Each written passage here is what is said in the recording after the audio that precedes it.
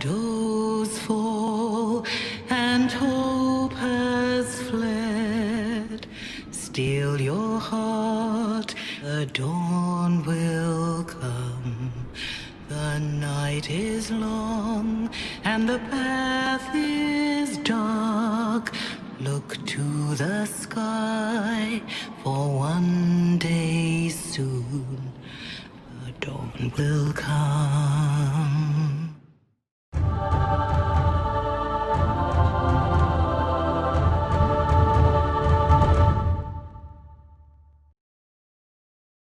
Amazon's New World MMO is shaping up to be something interesting. Here's a title that could help mold the future of sandboxes, or assist in destroying it. In an age where games like this are just in great danger of being swarmed with those who would rather shape it into one image, instead of letting it live free. Can this game survive this everlasting cycle? That's something we'll just have to wait and see. Today we've got a chance to dive into the first developer diary for New World, released just a few days ago. This one goes into welcoming to the new world of Eternum. It starts off with Scott Lane describing the game as an open-world MMO, set in an alternate version of the 17th century. The journey begins in a place of legends, Eternum, which is known as the land of power and treasure. They start off by stating that it's a place where your choices matter, but this is a line that I really wonder about. Too often games start to get molded into a linear direction for the player's experience as opposed to giving them the freedom to live as they'd like, with or without the consequences. But also, this specific scene right here is one that I want you to take note of. I won't say what it is, but it is something that really impressed me when I first saw it. After this, they state that you get to live a life that's full of danger and adventure on a supernatural continent that's just been discovered. I do feel that from my experience and all that we've seen from New World so far, that it's going to give off a much darker tone as opposed to most open world sandbox games. The gritty and supernatural feeling is just something that Amazon Game Studios captures very well for this one, and I'm actually looking forward to seeing how they expanded on this one in the new iteration. We then get a summary on how they wanted to build a haunted version of Eden. They were aiming for beautiful,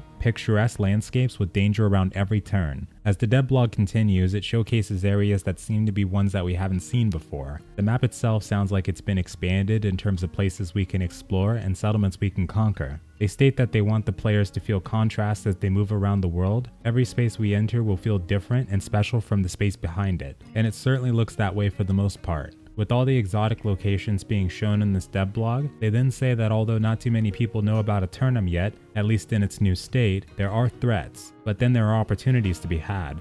Rumors swirl about the power and danger of the island, but the people that travel to Eternum don't really know what they're going to find. It could be paradise, but it could also be our worst nightmares. And what gives Eternum this power alongside making it supernatural and special is that there's the mineral that's running through the entire earth of the land called Asaf, which is known for its magical properties. It's stated that Asaf can amplify things, despite the material itself not necessarily being good or bad. It is just described as pure, raw energy. It does have the capability of change, but it can create beauty or even cause things to become even more deadly. In the trailer, I believe we get a good look at this, or at least how the land of Eternum can create life or take it. During the scene with the deer and the evil death bear, we get a look at how the land transfers its life force to bring this animal back to life. And then later in the trailer, as the area corrupts, we see the Centurion fall before the Dark Gem's power. It seems to be a good representation of how magic of the land will create beauty on one side of the coin, but the other side may present endless destruction. The next part of the diary goes into how Azoth is different from everyone who sees or knows about it. For some, it's the fountain of youth. For some, it's the philosopher's stone. And for some others, it's the living embodiment of God, or the devil themselves. For us as players, it's stated that it gives us a lot of interesting powers to play with, which does sound very nice since in recent news we found out that we'll have access to magic. It sounds like the two sides of the coin between light and dark may play a part in what abilities we may get access to. We then see a brief showcase of the featured artwork for New World, as they continue to describe how when we first arrive at Eternum, we will find evidence of other civilizations being trapped there throughout time. This concept is very interesting due to the fact that we see what looks like Romans when the first corruption takes hold. And then later on we get to see men that resemble knights of the Spanish and Portuguese Empire during the Age of Discovery. What this could mean is we may even see more older types of civilizations on our journey throughout the lands. Perhaps we may even discover things dating anywhere from the 14th century medieval ages all the way back to the Aztecs and beyond. We also do get a look at this dark, corrupted creature that appears to be very old. very ancient and powerful. Perhaps this is a taste of what type of creatures we may encounter. Maybe we'll come across something far more dangerous in these lands. And speaking of dangerous, they next tell us that the whole world of Eternum is open to us. We are only limited by the skill we have and how difficult the enemies we run into will be. And because of this, how we choose to play will be in our hands.